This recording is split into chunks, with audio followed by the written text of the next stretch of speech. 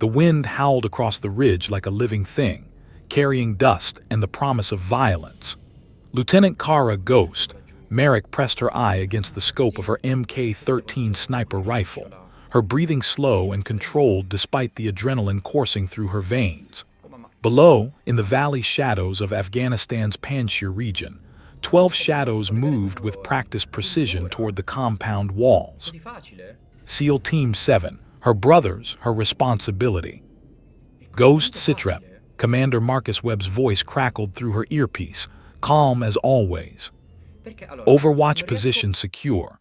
I have eyes on all sectors. Count 12 tangos inside the compound, 3 roving patrols on the perimeter. Your approach is clean. Kara's voice was barely a whisper, though no one could hear her from 800 meters away. Copy that. Hendricks, how's our guardian angel looking? Petty Officer Jake Hendricks lay beside her, managing the spotting scope and monitoring her vitals through the integrated combat system. Ghost is 5x5, Commander. Heart rate 62, all systems green. Kara allowed herself the ghost of a smile. 5 years in the teams, 3 deployments, and Hendricks still marveled at how calm she remained under pressure. What he didn't know was that she'd learned to control her fear, not eliminate it. Fear kept you sharp. Fear kept you alive. The mission was straightforward. Capture Rashid Ahmadi, an arms dealer who'd been supplying insurgents with Russian weapon systems. Intel suggested he was meeting a contact tonight, someone important enough to bring him out of hiding. Clean capture, quick extraction, back to base before dawn. Kara tracked the team's movement through her scope, her finger resting alongside the trigger guard. Never on the trigger until you're ready to kill. That was the first lesson her instructor had drilled into her at sniper school. She'd been the only woman in her class, and she'd graduated top of her cohort. Breaching in 30 seconds, Webb's voice announced. Through her scope, Kara watched the demo man position charges on the compound's east gate. The rest of the team stacked up, weapons ready. She shifted her aim to the main building's windows, searching for threats. That's when she saw it. Movement in the northern sector, shadows separating from shadows. Too many, too organized. Webb, you've got company. North side, multiple contacts inbound at least. The night erupted. Muzzle flashes lit up the darkness as enemy reinforcements poured from buildings Kara's intel photos had marked as abandoned. 20, 30, maybe 40 hostiles, armed with AKs and RPGs, moving to cut off the SEAL team's escape route. It's a trap. Fall back to Rally Point Alpha. Webb's command cut through the chaos of gunfire. But the team was pinned, caught between the compound and the reinforcements. Kara's mind shifted into combat mode, calculations running faster than conscious thought. Distance, wind speed, target priority, her training took over. Hendricks, give me targets north to south. Armed male, north corner, range 795 meters. Kara's world narrowed to the scope's sight picture. Breathe in, let it half out, find the natural pause. The rifle kicked against her shoulder. Through the scope, she saw the hostile drop, his weapon clattering to the ground. Target down next. 2 tangos moving to flank, bearing 045. Her rifle spoke again, and again, each shot a promise, I've got you, you're not alone. 6 hostiles fell in 90 seconds. Her teammates used the suppression to maneuver, breaking contact and moving toward the extraction point. Kara could hear Webb coordinating the retreat, his voice steady even as bullets snapped through the air around his team. Ghost, you're a goddamn artist, Hendricks shouted, caught up in the intensity. Then everything went wrong. Kara saw the RPG wielder step from behind a building, the launcher already on his shoulder, aimed not at the retreating SEALs but upward, toward her position. Incoming, she yelled, but there was nowhere to go. The world turned white and red. The explosion struck the rocks 3 meters to her left, and the mountain seemed to crack open. Kara felt herself lifted, weightless for one impossible moment, then falling, tumbling down the steep mountainside in a cascade of rocks and fire. Her helmet struck stone, once, twice. The integrated electronics sparked and died, her rifle torn from her grip, her ribs screaming as she hit an outcropping. Down and down, the world spinning until she slammed into a dry riverbed at the bottom and everything went dark. She didn't hear Hendricks screaming her name. She didn't hear the flatline tone from her vital signs monitor, damaged electronics sending false data. She didn't hear Commander Webb's voice, cold and decisive. Vitals are flatlined, she's gone. We've got wounded and the LZ is collapsing. We move now or we all die here. She didn't hear Petty Officer Martinez protest, "Sir, we can't just leave her." She didn't hear Webb's final command, "She's dead, Martinez. That's an order, we extract now." She didn't hear the helicopter's rotors beating the air as they lifted off, carrying her team away into the darkness. All Kara heard was silence. When consciousness finally crawled back, she didn't know if minutes or hours had passed. Pain radiated through her chest with every breath, broken ribs at least 2.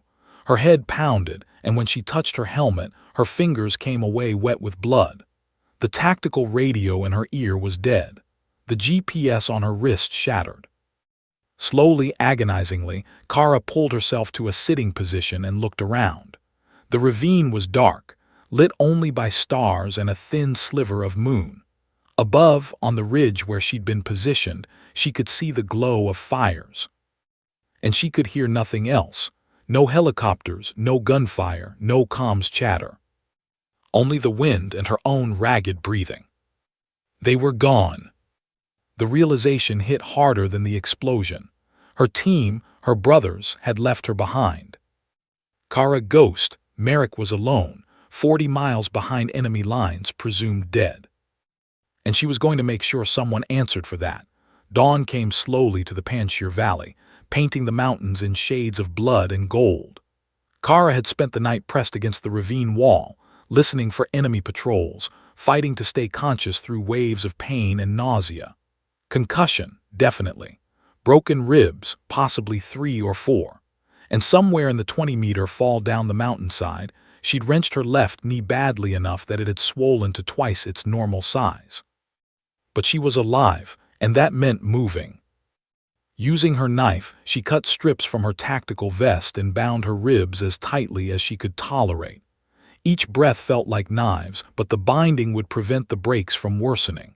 From her med kit, miraculously intact, she dry-swallowed 4 ibuprofen and injected herself with a morphine syringe. Not enough to dull her edge, just enough to function. Her primary weapon was gone, lost somewhere in the tumble down the mountain. She had her Sig Sauer P226 pistol with 3 magazines, her combat knife, and whatever she could scavenge. The destroyed helmet went into the ravine, along with the dead electronics. She kept her NVGs, night vision goggles, even though they were cracked. They might work long enough to matter. Water was critical. Her Camelback had a slow leak, maybe half capacity remaining. In this terrain, in this heat, that gave her 2 days maximum, less if she had to move hard. Kara pulled out her paper map, old school, waterproof, the kind that didn't fail when electronics died. 42 miles to the nearest friendly forward operating base.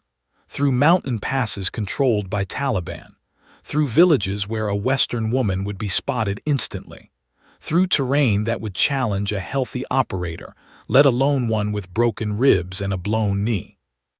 The smart play was to find a hide site, stay low, and wait for SAR, search and rescue. Standard protocol after an operator went missing was to deploy recovery teams within 24 hours. But Kara's vitals had flatlined. As far as command knew, she was KIA, killed in action. There would be no rescue mission for a corpse. The anger that realization sparked was almost enough to warm her in the pre-dawn chill. They'd left her. Her team, her brothers, had abandoned her without even checking for a body. Protocol demanded body recovery when possible. What the hell had happened up there? She pushed the thought away. Anger was useful, but only if controlled. Right now she needed to survive. Questions could come later. Kara began moving south, toward friendly territory, using terrain for concealment. Every step with her injured knee sent lightning bolts of pain up her leg.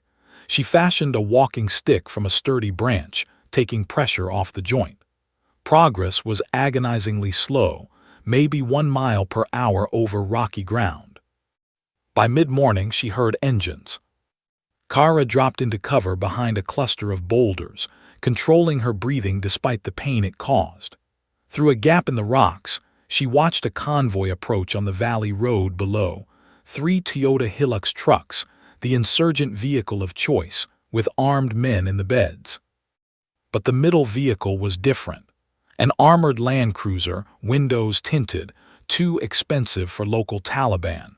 The kind of vehicle that carried someone important. Her operator's instincts kicked in. She pulled out her monocular, thankfully undamaged, and glassed the convoy as it slowed for a checkpoint ahead. The Land Cruiser's door opened, and a man stepped out. Kara's breath caught. Silver hair expensively cut, tailored civilian clothes that probably cost more than her annual salary, mid-50s fit, moving with the confidence of someone who owned whatever room or valley he entered. Definitely not Afghan. The skin tone was wrong, the bearing too Western. He spoke with the checkpoint guards, and even from 300 meters away, Kara could read the deference in their body language. Whoever this man was, he had serious pull with the local insurgents. A Taliban commander approached, embracing the silver-haired man like an old friend. They spoke for several minutes, and Kara watched the stranger hand over a metallic case. The commander opened it, his face lighting up as he examined the contents. Weapons deal had to be. The convoy moved on, heading deeper into the valley, away from friendly territory, away from Kara's escape route. Every tactical bone in her body screamed to let it go. She was injured alone, running on borrowed time. Her mission was survival, not intelligence gathering. Get to friendly lines, report in, live to fight another day. But something about the silver-haired man nagged at her. The expensive clothes, the deference from hardened Taliban fighters, the weapons transfer in broad daylight. This wasn't some low-level arms dealer. This was a player, someone significant enough to move freely in hostile territory. Kara thought about her team extraction without her, about the mission going sideways so conveniently, about being left behind. What if this man was connected? What if he was the contact Ahmadi had been meeting? What if capturing him could provide answers and leverage? The smart tactical decision warred with her gut instinct. 42 miles to safety, or follow a convoy into deeper danger on the slim chance it might matter. Kara made her decision in the time it took her heart to beat twice. She began tracking the convoy. Moving parallel to the road, using ridgelines and wadis for concealment, she followed the vehicles as they wound through the valley. Her knee screamed protest. Her ribs ground together with each breath. The morphine was wearing off, and she had only 1 cigarette left. But her mind was clear, focused. She was a SEAL sniper, trained for reconnaissance and long-range observation. Injured or not, this was her skill set. For 6 hours she tracked them, stopping when they stopped, moving when they moved. Twice she had to detour around enemy positions, adding miles to her journey. Once she went completely still as a patrol passed within 10 meters, her hand on her pistol, ready to fight if discovered. As the sun began its descent toward the western peaks, the convoy turned off the main road onto a smaller track, climbing toward a compound built into the mountainside. High walls, guard towers, serious security. Kara found an observation point 400 meters away, a small cave that offered concealment and a clear view of the compound. She settled in, drinking precious water, and watched through her monocular as the silver-haired man emerged from the Land Cruiser. He was met by more armed guards and escorted inside the main building, a 2-story structure that looked more fortress than home. As darkness fell, Kara counted personnel, mapped patrol routes, identified weak points in the perimeter, old habits from target reconnaissance.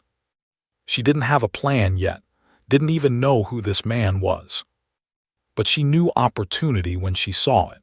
And after 3 days of being hunted, of running, of being left behind like garbage, it felt good to be the hunter again. Kara Ghost, Merrick smiled through cracked lips. The game had changed, and she was still playing. For 48 hours, Kara watched the compound like a predator studying prey. She moved only when necessary, rationing her remaining water down to careful sips, ignoring the hunger gnawing at her stomach. The broken ribs had settled into a constant, manageable agony. Her knee remained swollen, but the joint still functioned. She'd survive. Through her cracked NVGs and monocular, she documented everything. Guard rotations changed every 6 hours. 12 men on duty at any given time, but only 3 patrolled the exterior perimeter. The others remained at fixed posts or inside the main building. Sloppy discipline. They felt safe this deep in controlled territory. The silver-haired man maintained a routine. Each morning at 600 he emerged for a walk around the compound's interior courtyard. Each evening at 2100, lights in the second-floor corner room went dark. His room. Alone. On the second night, Kara's patience paid off. A supply truck arrived, and she watched the guards unload crates of weapons, Russian-made, brand new. AK-12s, RPG-29s, even what looked like 9M133 Cornet anti-tank missiles. Hardware that shouldn't be anywhere near Afghanistan. And she saw paperwork change hands, bearing official-looking seals. Cyrillic text she couldn't read from this distance, but the implication was clear. This wasn't just an arms dealer. This was state-sponsored. Using her knife, Kara scratched notes into the dirt, memorizing details. When she finally made it back, if she made it back, this intelligence could be invaluable. But intelligence gathering wasn't enough anymore. Not after being abandoned. Not after 3 days of hell. Kara needed leverage. She needed a prize so valuable that command would have to listen, have to explain why they'd left her behind. And she needed answers about why the mission had gone wrong. The insane idea had been growing in her mind for 2 days. Now, as she watched the compound through the third nightfall, it crystallized into a plan.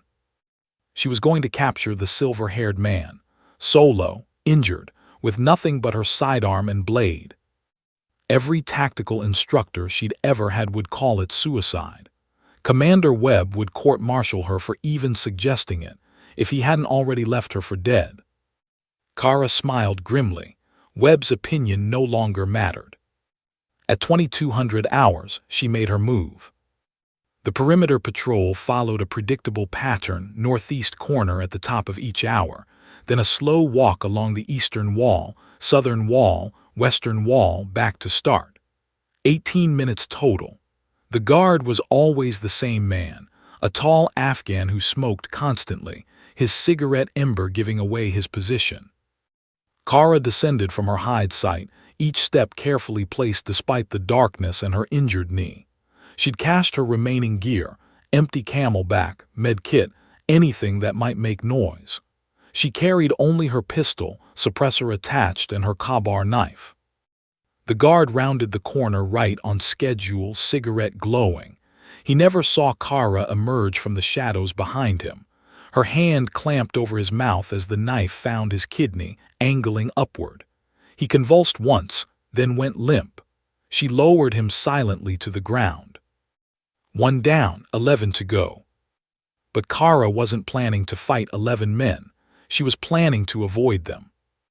Using the dead guard's keys, she entered through the eastern gate, the one with the broken security light that nobody had bothered to fix. Inside the compound walls, she pressed against the shadows, moving during the brief gaps between interior guard patrols. Her training at the Naval Special Warfare Development Group, DEVGRU, the Tier 1 unit that most people called SEAL Team 6, had included extensive close-quarters combat and infiltration. She'd never expected to use those skills solo, injured, and improvising with zero backup. The main building's rear entrance was locked but not guarded, another security failure born of overconfidence. Kara used the dead guard's keys again. The third one worked. Inside, the building was quiet. Most guards stayed in the ground-floor common room, their voices carrying through the halls. Kara moved like smoke, ascending the stairs in her tactical boots, each step placed with excruciating care. Second floor, 3 doors. The corner room's light was off. Kara paused outside, listening, steady breathing. One occupant. She tested the door handle, unlocked. These people really did feel untouchable. She pushed the door open in one smooth motion, pistol up, scanning the room through her NVGs. The silver-haired man lay in bed, asleep. Alone. No guards inside the room. Kara crossed to him in 3 strides. Her hand covered his mouth as his eyes snapped open, wide with shock. The pistol's barrel pressed against his temple. "English?" she whispered. He nodded, terror and calculation warring in his eyes. "One sound you die, understand?" Another nod. Kara had spotted a medical kit on the dresser during her scan. She grabbed it one-handed, finding what she needed, chloroform and gauze, old school but effective. She soaked the gauze, removed her hand from his mouth just long enough to clamp the cloth over his face. He struggled, but she was a trained operator and he was a soft bureaucrat. 15 seconds later, his eyes rolled back. Moving fast now, Kara used zip ties from her pocket to bind his wrists and ankles. She gagged him with strips torn from the bedsheet, then threw his expensive suit jacket over his shoulders. The hard part was just beginning. Dragging a 170-pound unconscious man with broken ribs and a bad knee tested every ounce of Kara's will. She got him to the stairs, then half-carried, half-slid him down, wincing at each unavoidable thump. Voices from the common room went quiet. "Check that," someone ordered in Pashto. Kara abandoned stealth. She hauled her prisoner toward the rear door, moving as fast as her injuries allowed. Behind her, she heard boots pounding. "Intruder, the colonel." She hit the rear exit, dragging the silver-haired man into the night. Shouts erupted behind her. Spotlights blazed to life. Kara drew her pistol and fired 3 suppressed rounds back through the doorway, forcing the guards to take cover. Then she was moving, every step agony, hauling her prize toward the perimeter wall. Bullets cracked past her head. She returned fire, dropping one guard, forcing others into cover. At the eastern gate, she practically threw the unconscious man over her shoulder in a fireman's carry and ran. Her knee nearly buckled. Her ribs felt like they were tearing through her lungs, but she ran. Behind her, the compound erupted like a kicked anthill. Engines started. Men shouted. Searchlights swept the darkness. Kara hit the ridgeline and kept moving, disappearing into the mountains with her prisoner, leaving chaos in her wake. She'd done it. Against all odds, injured and alone, she'd captured a high-value target from a fortified compound. Now came the truly hard part, staying alive long enough to deliver him. 40 miles to friendly territory, 1 wounded SEAL, 1 unconscious prisoner. The real mission had just begun. The first 24 hours were pure survival instinct. Kara moved through the darkness like a ghost, her prisoner slung across her shoulders in a fireman's carry that turned every step into torture. Behind her, she could hear engines revving, men shouting, the organized chaos of a manhunt beginning. She'd grabbed the dead guard's AK-47 and 2 magazines during her escape, not her preferred weapon, but beggars couldn't be choosers. With the rifle slung and her prisoner secured, she pushed deeper into the mountain passes, using terrain that vehicles couldn't follow. By dawn, she'd put 5 miles between herself and the compound. Her knee had gone from painful to nearly useless, and she could taste blood with every breath, likely a punctured lung from the broken ribs, but she was alive and she had her prize. The silver-haired man regained consciousness as the sun climbed over the eastern peaks. "Don't move," Kara commanded, her pistol aimed at his head.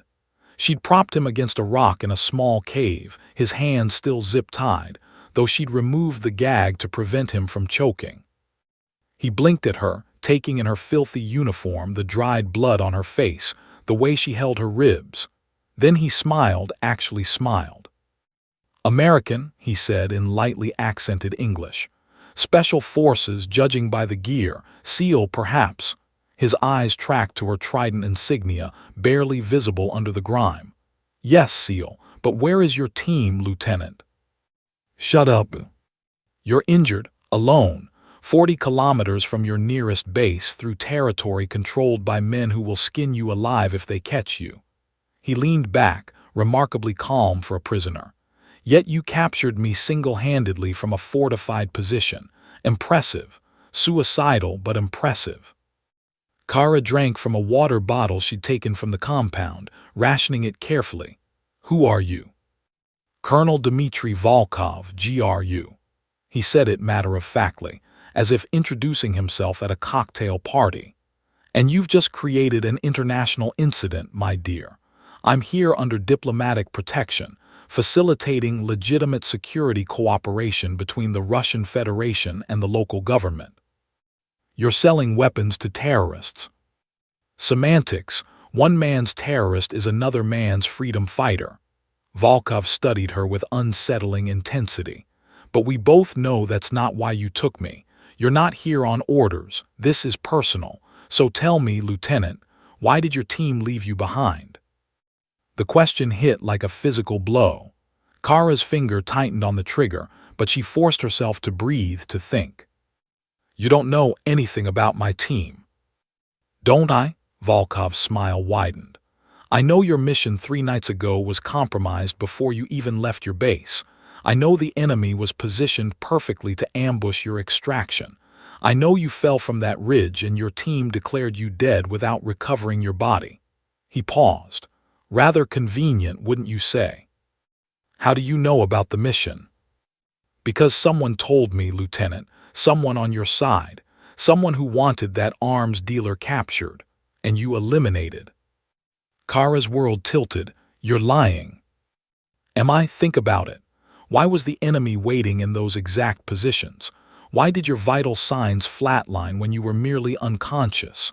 Why did your commander order immediate extraction without body recovery?" Volkov leaned forward despite his restraints. "You were betrayed, my dear. They wanted you dead." "I said shut up."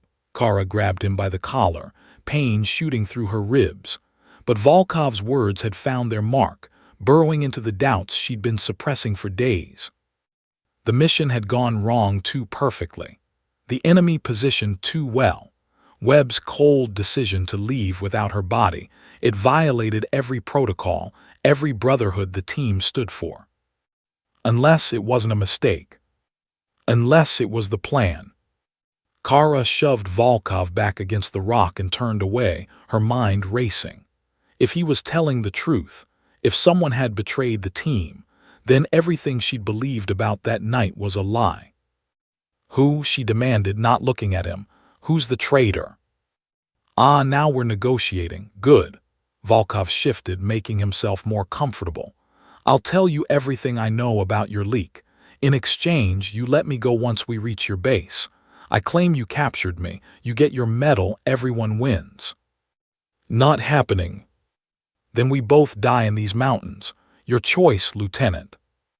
They moved on after an hour of rest, Kara forcing the pace despite her injuries. She couldn't risk staying in one place too long. By now, every insurgent in the province would be searching for the woman who'd kidnapped a Russian colonel. Over the next 6 days, the journey became a waking nightmare. They traveled only at night and during storms, hiding in caves and wadis during the day. Kara's water ran out on day 3. Her knee swelled to grotesque proportions. Infection set in around her ribs, bringing fever and delirium. And through it all, Volkov talked. He offered deals, threatened consequences, and dropped poisonous hints about the betrayal. He claimed to have proof, financial records, communication intercepts, but refused to provide details without his promised freedom. "The Kabul account," he'd say cryptically. "Ask your Commander Webb about the Kabul account. Ask him why he needed me to believe you were neutralized." Webb, always Webb in Volkov's insinuations. Kara wanted to dismiss it as manipulation, but the doubt had taken root. She kept seeing Webb's face in her mind, hearing his voice over the radio. "She's dead. We move now." So cold, so certain, so final. On day 4, they nearly walked into a Taliban patrol. Kara dropped 3 men with her AK before dragging Volkov into a ravine, bullets sparking off the rocks around them. She took a round through her left shoulder, in and out, no major damage, but another injury added to the list. On day 6, delirious with fever and blood loss, she began hallucinating. She saw her teammates' faces in the rocks, heard Webb's voice in the wind. Volkov had to guide her at times, this Russian officer-prisoner helping his American captor stay on course, if only to preserve his own survival. "Not much farther," he'd say. "Stay with me, Lieutenant. Stay alive long enough to learn the truth." The truth, it was all Kara had left to cling to. On day 7, as dawn broke over the mountains, she saw it through her blurred vision. American flags snapping in the wind, guard towers, razor wire. Forward operating base Lionheart. Safety questions, answers. Kara staggered forward, Volkov shuffling beside her, both of them looking like refugees from hell itself. The guards at the wire raised their weapons in shock. "Lieutenant Kara Merrick," she rasped, her voice barely human. "SEAL Team 7, I'm bringing in a prisoner." Then her legs gave out, and the world went dark. But she'd made it. Against all odds, through betrayal and blood and 40 miles of hell, Ghost had come home. The guards at FOB Lionheart had seen a lot in their deployments: firefights, airstrikes, casualties beyond counting. But nothing prepared them for the apparition that stumbled through the morning haze toward their wire. A woman, filthy beyond recognition, uniform torn and blood-soaked, half carrying, half dragging a silver-haired man in zip ties. She looked like death itself had walked out of the mountains. "Halt, identify yourself," Sergeant Rodriguez shouted, his M4 raised but his hands shaking slightly. The woman's voice came out as a rasp barely human. "Lieutenant Kara Merrick, SEAL Team 7, prisoner, high value." She took 3 more steps and collapsed. Rodriguez's radio exploded with chatter as he sprinted forward. "Medic, medic, get the doc out here now, and someone get the OIC, we've got a situation." 2 medics reached Kara within seconds, checking vitals, calling for a stretcher. One of them looked up at Rodriguez, his face pale. "Sarge, her dog tags. This says Merrick, Kara J, but that can't be right." "Why not?" "Because Lieutenant Merrick died 6 days ago. I saw the KIA report myself." The base erupted into controlled chaos. Kara was rushed to the medical tent, while Volkov was secured by MPs, protesting his diplomatic status in 3 languages. Within 10 minutes, every senior officer on the FOB had converged on the command center. Captain James Morrison, the FOB commander, stared at the identification in his hands, dog tags, military ID, everything checking out. He looked through the tent flap at the unconscious woman being treated by doctors. "Someone get me SEAL Team 7's after-action report. Now, and contact their forward position. I want to speak with Commander Webb immediately." The after-action report painted a clear picture. Catastrophic mission failure, heavy enemy contact, Sniper Merrick KIA after an RPG strike, body non-recoverable due to tactical situation. Signed by Commander Marcus Webb, countersigned by the team's senior enlisted. Morrison picked up the sat phone as his communications officer established the connection. "Commander Webb, this is Captain Morrison, Fob Lionheart. We have a situation that requires immediate clarification. Go ahead, Captain. Webb's voice was steady, professional. Sir, we have a woman in our medical tent claiming to be Lieutenant Kara Merrick. She just walked out of the mountains with a Russian prisoner. Can you confirm Lieutenant Merrick's status? The silence on the other end stretched for 5 seconds. 10, 15. Captain, that's impossible. Lieutenant Merrick was killed in action 6 days ago. I watched her fall, her vitals flatlined. There's no way. Sir, her biometrics match, dog tags match, and she's here alive if barely. What the hell happened on that mission? Another pause. When Webb spoke again, something in his voice had changed, tighter, more controlled. I need to see her. We'll be there in 3 hours. The line went dead. Kara woke to bright lights and the smell of antiseptic. Her body felt distant, wrapped in the cotton-wool fog of heavy painkillers. An IV dripped into her arm.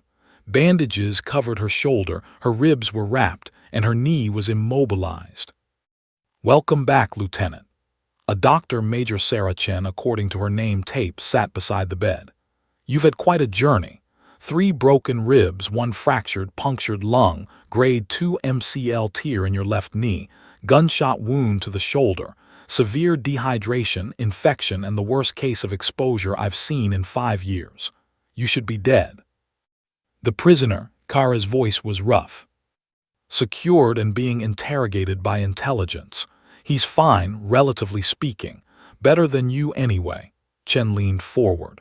Lieutenant, I need to ask, do you know you were declared KIA 6 days ago? The words took a moment to process through the drug haze. What? Killed in action. Your team reported you dead. There was a memorial service. Your family was notified. Chen's expression was sympathetic but confused. What happened out there? Before Kara could answer, the tent flap opened and Captain Morrison entered, followed by an NCIS agent and an intelligence officer. Lieutenant Merrick, I'm Captain Morrison. I'm very glad you're alive, but I have a lot of questions, starting with how you survived and why your team reported you KIA. Over the next hour, Kara recounted everything. The mission, the explosion, waking up alone, tracking Volkov, the capture, the 7-day march. The officers listened in stunned silence, taking notes, occasionally exchanging glances. Lieutenant, this is Special Agent Torres, NCIS. I need you to think very carefully. Is there any reason your team would have left you behind intentionally? Kara's mouth went dry.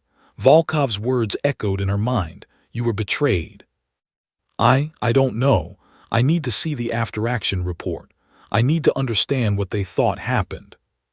Torres produced a tablet, pulling up the document. Kara read through it, her heart rate increasing with each line. The monitors beeped faster. The timeline was wrong. Webb reported her vitals flatlined at 2:47 hours, but the explosion happened at 2:51. She remembered checking her watch just before taking the shot. 4 minutes off. The position was wrong. They reported her falling on the northeast face, but she'd been on the northwest ridge. And the vital signs data from her spotter, Petty Officer Hendricks, it showed a clean flatline. No irregular heartbeat from impact, no gradual decline, just instant death. Except she hadn't died. She'd been unconscious, injured, but alive. This is wrong, she said, her voice shaking. The timeline, the position, the vitals, it's all wrong. Either my spotter's equipment malfunctioned catastrophically, or... She couldn't finish the sentence, couldn't voice the terrible suspicion taking shape.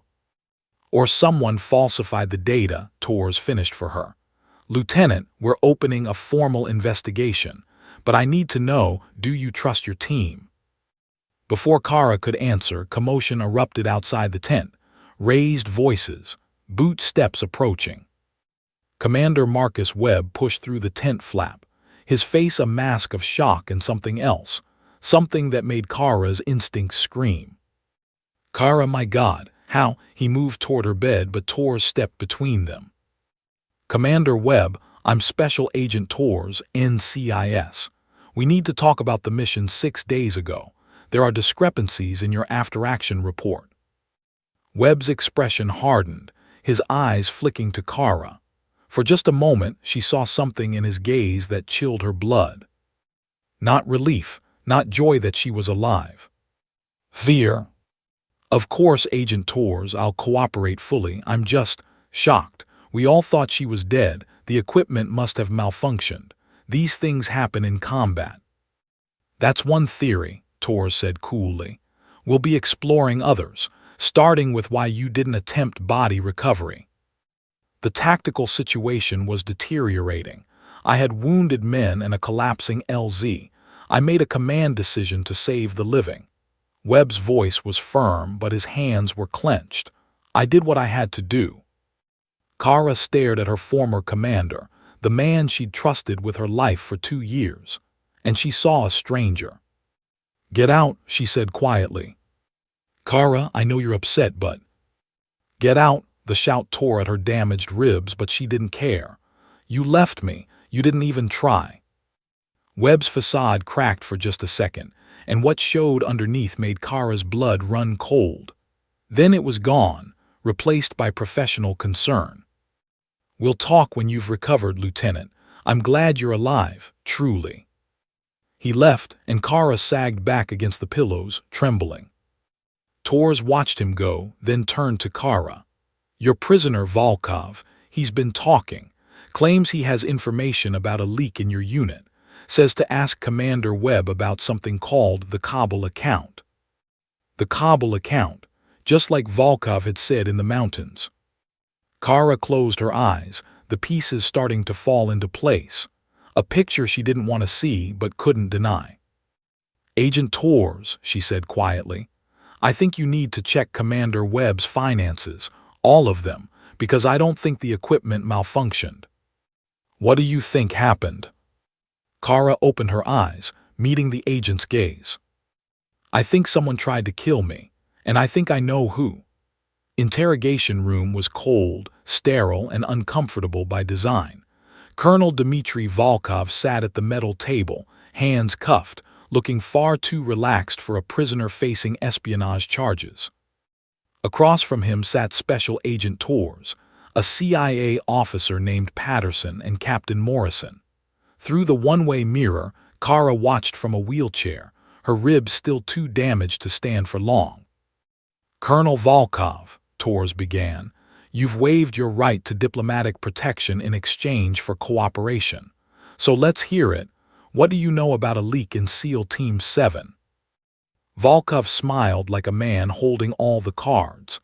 I know that for the past 8 months, someone has been feeding me information about American special operations in this region. Mission timings, target locations, unit compositions, very valuable intelligence. And in exchange, money, quite a lot of it actually, routed through shell companies in Kabul, Dubai, and the Cayman Islands, untraceable to anyone without the right access codes. He paused. I have those codes. Patterson leaned forward. Names, we need names. Of course, but first I want guarantees. Full immunity, relocation to the United States, witness protection. I'm handing you a traitor on a silver platter. I expect appropriate compensation. Tours and Patterson exchanged glances. This was above their pay grade. They called for a recess. In the observation room, Kara's hands gripped the wheelchair's armrests hard enough to hurt. He's telling the truth, she said to Major Chen, who'd insisted on staying with her patient. That's why the mission was compromised. Webb sold us out. You don't know it was Webb. The Kabul account. Volkov mentioned it in the mountains, and he mentioned it again just now. Webb is the only one who'd have access to all that operational intel. It has to be him. 2 hours later, after a flurry of secure communications with Washington, the interrogation resumed. Volkov had his immunity deal. The account is registered to a company called Blackstone Security Solutions, Volkov explained, sliding a folder across the table. It doesn't exist, just a shell. but the primary account holder's identity verification documents are on file with the bank. Commander Marcus Webb, United States Navy. Social security number, passport, the works. Torres opened the folder, scanning the documents. Bank statements showing regular deposits, $25,000 here, $50,000 there. Over 8 months, it totaled nearly $400,000. And what did Commander Webb provide in exchange? Mission intelligence primarily, but 3 weeks ago he contacted me with a special request. He needed a specific operation compromised, the raid on Rashid Ahmadi's compound. He provided exact timings, approach routes, team composition, and he had one additional requirement. Volkov's eyes flicked to the mirror as if he knew Kara was watching. He needed his sniper eliminated, Lieutenant Kara Merrick. He claimed she'd seen something during a previous operation, him meeting with one of my associates. He couldn't risk her remembering and reporting it. The room went silent. "So you position your forces accordingly," Torres said, his voice tight. "I did better than that. Commander Webb provided me with Lieutenant Merrick's exact overwatch position. I had one of my best RPG operators target her specifically. The attack on the compound was secondary. The primary objective was her elimination." Kara felt the world tilt. Webb hadn't just left her behind. He'd actively tried to kill her, had called in an RPG strike on her position, then falsified her vitals to ensure no rescue attempt. "There's more," Volkov continued. After the explosion, Webb reported her vitals as flatlined, but he knew she might have survived. The equipment could have malfunctioned, she could have been merely unconscious. So he ordered immediate extraction, refusing body recovery, ensuring she'd be left behind in hostile territory. Either she was dead from the explosion, or the Taliban would finish her. Either way, problem solved. Patterson's jaw clenched. "Except she survived, tracked you down and captured you solo." "Quite remarkable, yes.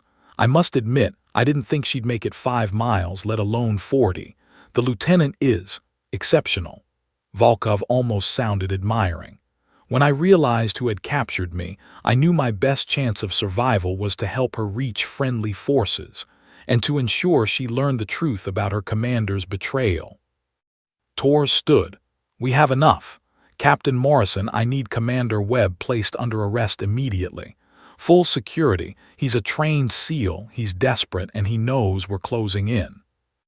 Morrison was already on his radio. "All units, this is actual.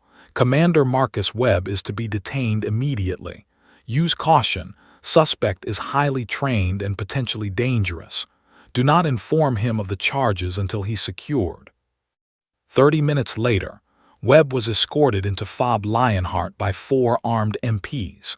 He'd been on a routine patrol when the order came through, and his confusion appeared genuine.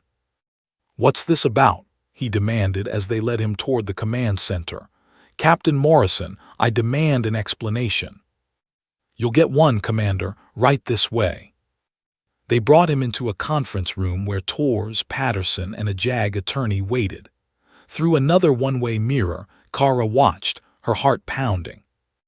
Webb's expression shifted as he saw the lawyers, the NCIS agent, the CIA officer. Professional masks sliding into place. "Am I under arrest?" "Commander Marcus Webb," Torres said formally, "you are under investigation for treason, conspiracy to commit murder, accepting bribes from a foreign power, and compromising classified operations. You have the right to remain silent." "This is ridiculous. On what evidence?" Torres slid the bank statements across the table. "The Kabul account. $400,000 in payments from Russian intelligence. Your name on the account documents. Testimony from Colonel Volkov detailing your entire arrangement, including your order to kill Lieutenant Merrick." For the first time, Webb's composure cracked. His eyes widened, then narrowed. "Volkov is lying. He's a Russian intelligence officer. Of course he'd try to sow discord, create false allegations." "We have the bank records, Commander. We have communication intercepts. We have your signature on the account documents." Patterson's voice was ice. "And we have Lieutenant Merrick alive, despite your best efforts to ensure otherwise." Webb's face went white. "Kara's alive." "Oh, you didn't know. She walked out of those mountains carrying your Russian handler on her back. Quite the survivor, your lieutenant." Webb slumped in his chair, and for a moment the mask fell away completely. What showed underneath was ugly, desperation, calculation, and something that might have been regret. "I want a lawyer," he said quietly. "Already here," Torres gestured to the JAG attorney. "But before you lawyer up completely, I'm curious. Why? 20 years of service, multiple deployments, decorations for valor. Why throw it all away?" Webb laughed, a bitter sound. $400,000 in 8 months, Agent Torres. You know what the Navy pays me. After 20 years of getting shot at, watching friends die, following orders from politicians who have never seen combat, the Russians appreciated my expertise more than my own country did.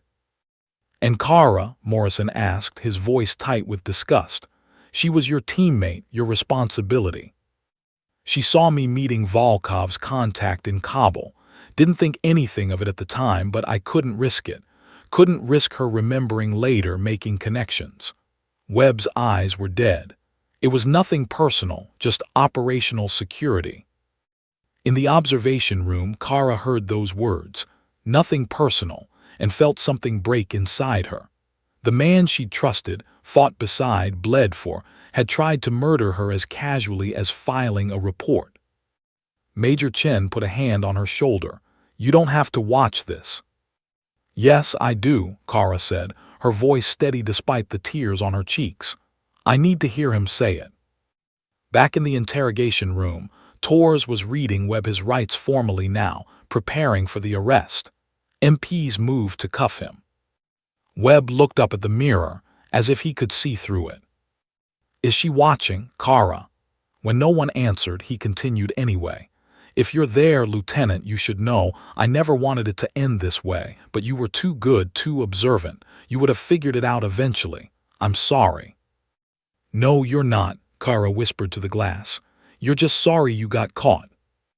Commander Marcus Webb was led out in handcuffs, and Kara sat in her wheelchair, watching the man who'd betrayed everything disappear down the corridor. The investigation would continue.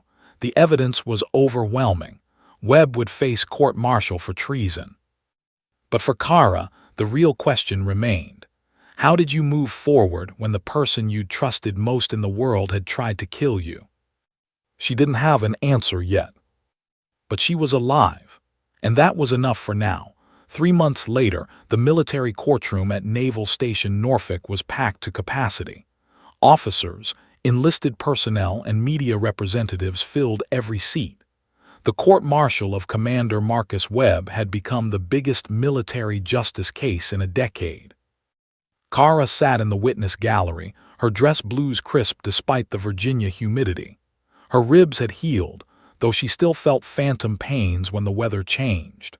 Her knee would never be the same. Medical had told her she'd probably never pass the SEAL physical fitness test again.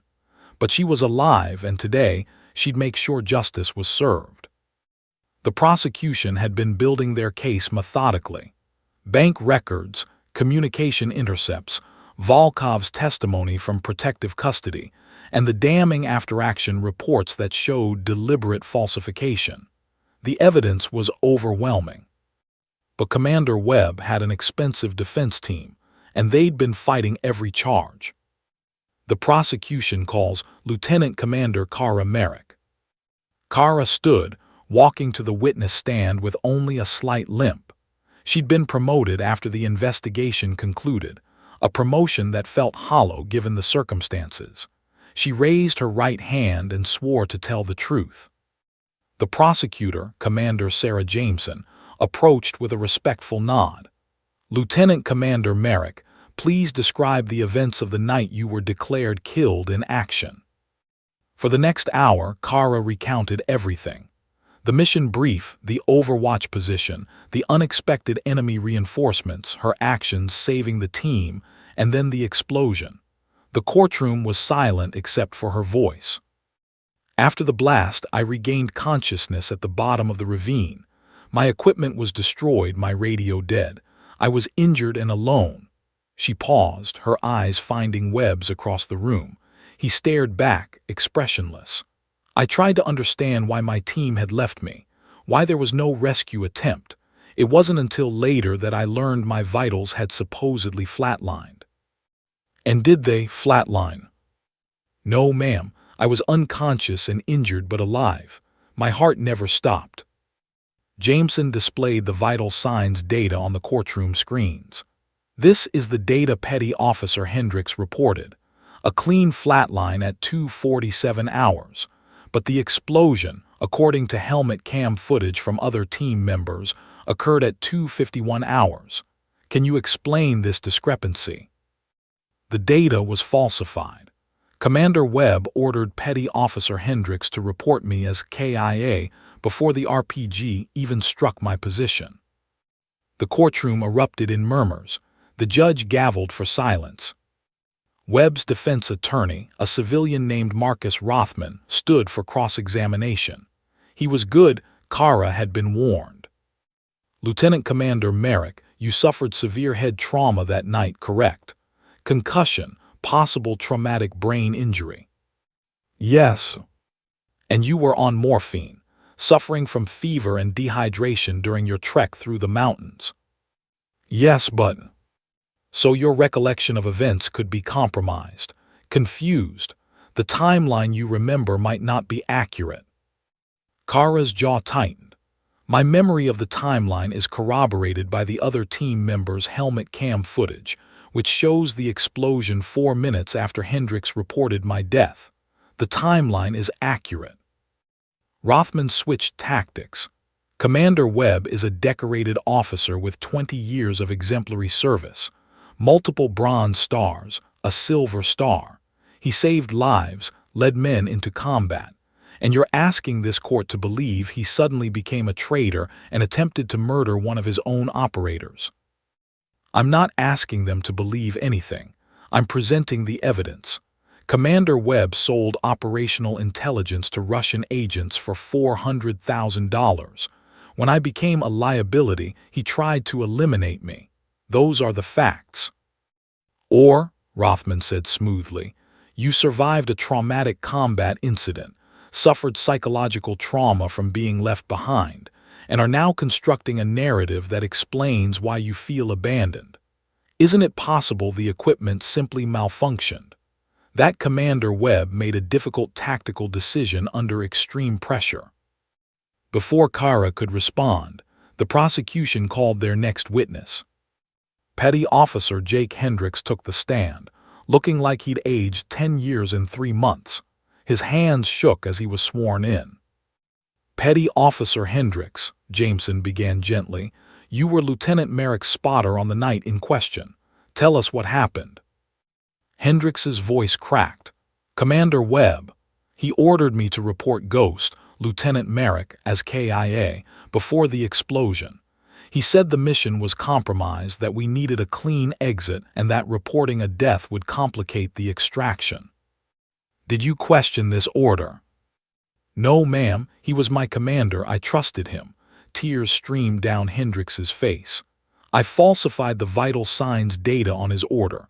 I reported her dead when I knew she might still be alive. I helped kill her. But she survived. No thanks to me, Hendricks whispered. I followed orders and I nearly murdered my teammate. I'll never forgive myself. The prosecution's case was devastating. They presented evidence of Webb's meetings with Russian contacts, phone records showing encrypted communications. Financial experts testified about the shell companies and money transfers. Intelligence analysts explained how Webb's leaked information had resulted in failed operations and American casualties. Then came the members of SEAL Team 7. One by one, they took the stand. Men who'd served under Webb trusted him, considered him a brother. Their testimony was painful to watch, the shattering of faith, the realization that their leader had betrayed everything they stood for. Chief Petty Officer Rodriguez testified about missions that went wrong, ambushes that seemed too well planned, losses that now made terrible sense. We thought we were unlucky. Turned out we were sold out. Lieutenant Martinez, the team's assistant officer in charge, described the night of the extraction. I questioned the order to leave without recovering Ghost's body. Webb shut me down hard, said I was jeopardizing the team. I should have pushed harder. I should have known something was wrong. By the end of the third day, SEAL Team 7 was destroyed. Not by enemy action, but by betrayal from within. The brotherhood that had seemed unbreakable lay in pieces. Finally, Commander Webb took the stand in his own defense. Rothman asked him to explain his actions. Webb sat straight, military bearing intact, and delivered his statement. I served this country for 20 years. I bled for it, watched friends die for it. And what did I get? A modest salary, a pension that wouldn't support my family, politicians who sent us into wars they didn't understand. His voice was calm, rational. The Russians approached me with an offer. They valued my expertise. They paid what I was worth. And Lieutenant Merrick, Rothman prompted. Webb's eyes found Kara in the gallery. She was collateral damage, a tactical necessity. I didn't want her dead, I needed her dead. She'd seen me meeting my contact. Eventually she would have remembered, made connections. I couldn't allow that risk. The courtroom was silent. So yes, I ordered the strike on her position. Yes, I falsified the vitals. Yes, I left her behind to die in hostile territory. It was nothing personal, just operational security. She was an acceptable loss for the continuation of a profitable arrangement. Kara watched him speak and realized he truly believed it. 20 years of service had twisted into entitlement, patriotism into opportunism. Webb had convinced himself he deserved the blood money, that his sacrifice earned him the right to betray everything. The prosecution's closing argument was simple. Commander Webb sold his honor, his oath, and his teammates for money. He attempted to murder Lieutenant Commander Merrick to protect his crimes. The evidence is overwhelming. We ask for the maximum penalty under the Uniform Code of Military Justice. The military jury deliberated for 6 hours. When they returned, the verdict was unanimous. Guilty on all counts: treason, conspiracy, attempted murder, accepting bribes from a foreign power, compromising classified operations. The judge, a stern Navy captain, delivered the sentence without hesitation: life imprisonment at the United States Disciplinary Barracks, Fort Leavenworth, Kansas. Dishonorable discharge. Forfeiture of all pay and allowances, including pension. The accused will be remanded to custody immediately. MPs moved forward to take Webb into custody. As they led him past Kara, he stopped. "You should have died on that mountain," he said quietly, just loud enough for her to hear. "Would have been cleaner for everyone." Kara met his eyes. "But I didn't. I survived, and I made sure everyone knows what you are." Webb smiled bitterly. "A survivor and a witness. Congratulations, Lieutenant Commander. You've destroyed SEAL Team 7 as thoroughly as I did." He wasn't wrong. The unit had been officially disbanded 2 weeks ago.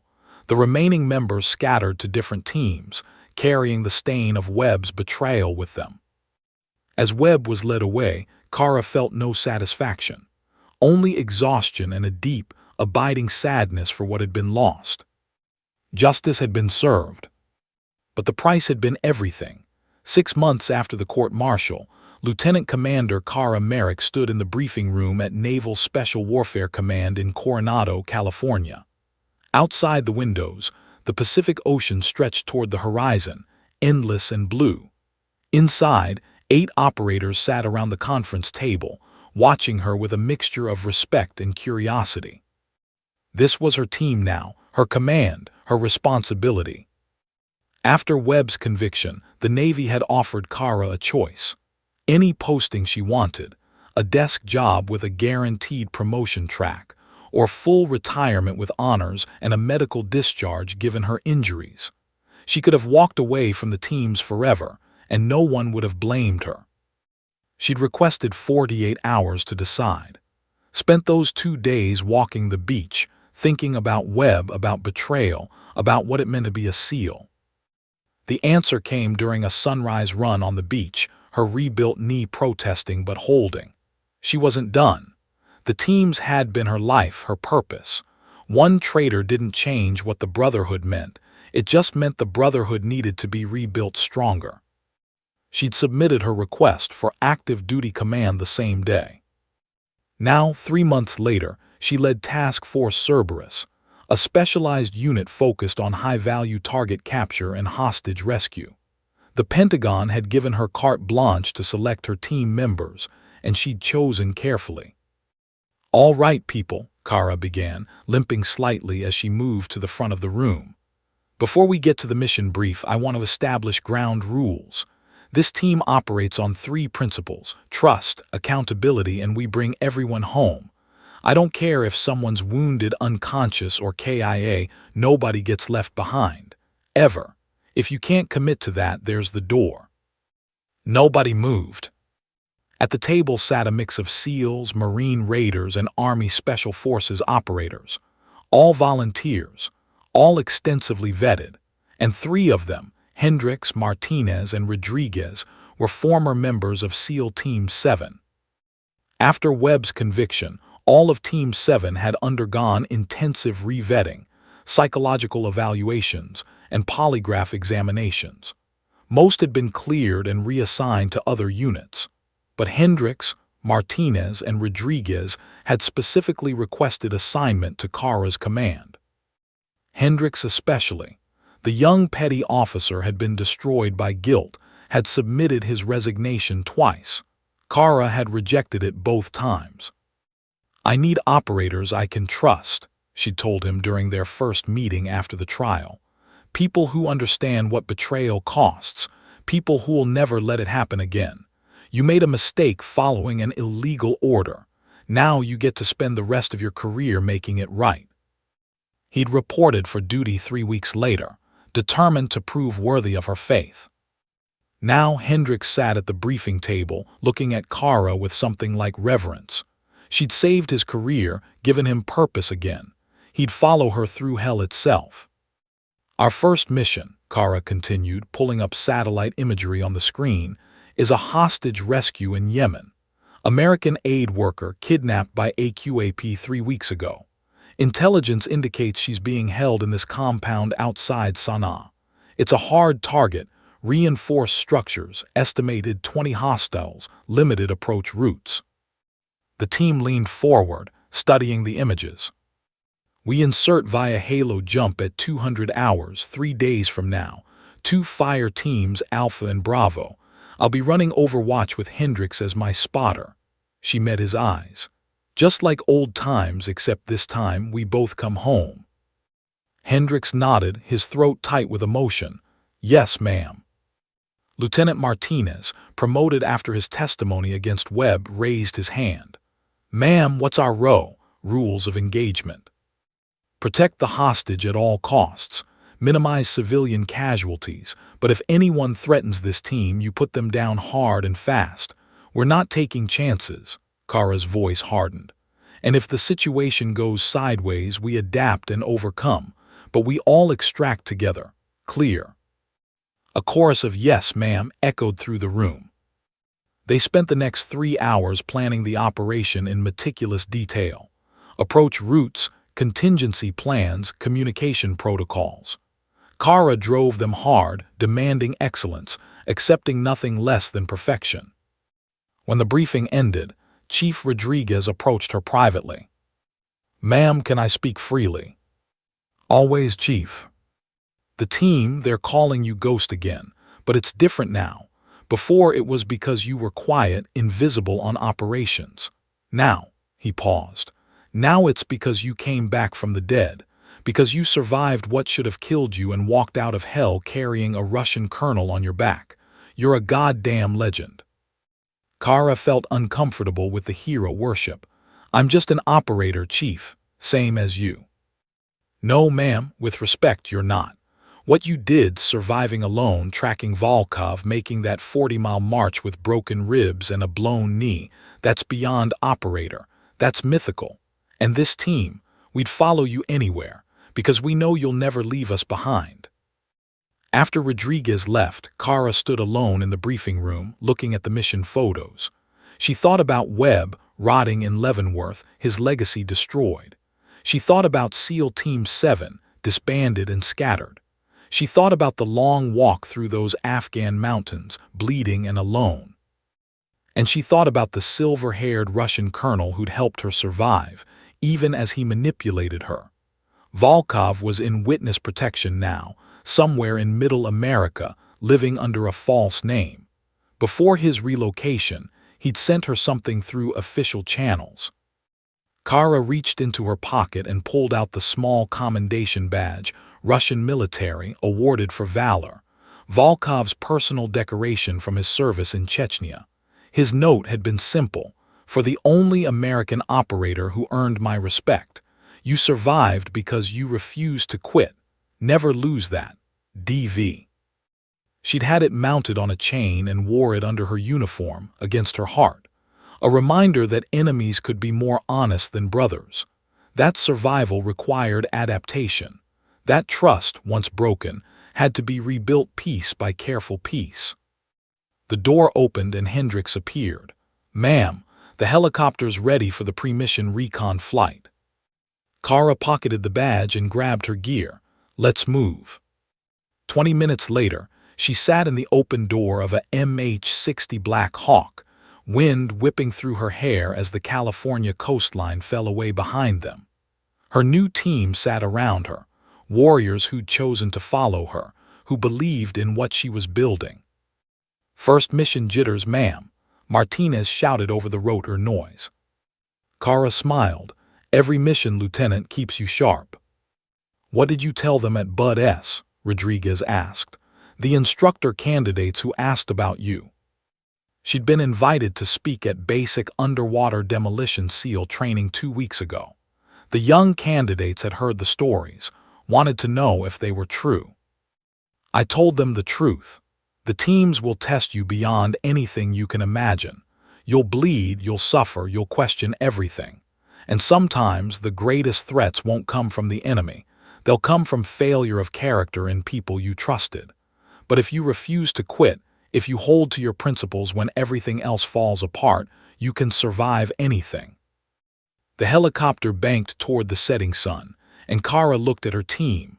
Her new brotherhood, forged not in the blind trust of before, but in the hard-won knowledge that trust must be earned, maintained, and never taken for granted. They had a mission in 3 days, a hostage to save. And after that, there would be more missions, more operations, more opportunities to prove that SEAL Team Cerberus was different. They brought everyone home, no exceptions, no excuses. That was the new legend being built. Not Ghost the invisible sniper, but Ghost the operator who'd walked out of hell when everyone else had given her up for dead. Who'd carried her enemy on her back for 40 miles rather than quit. Who'd exposed a traitor and rebuilt what betrayal had destroyed.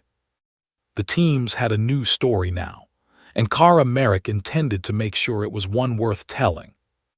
The helicopter flew on toward the horizon, carrying warriors into the fading light, ready for whatever came next. Because some legends don't die. They come back stronger. The end. Buonasera, buonasera Zar, Adiner. Mi ricordo del tuo nome, mi ricordo di te. Buonasera, come stai, Potato? Invece resterò sempre arancione. Che bello l'arancione, fai bene, Cristino, io rimarrò sempre giallo. Come stai, Zar? Come va questo fine settimana? Sei pronto a vederti una stream di Portal 2? Io te lo sconsiglio che sono molto noioso. Perché rubarmela? Fai un prezzo e parliamone.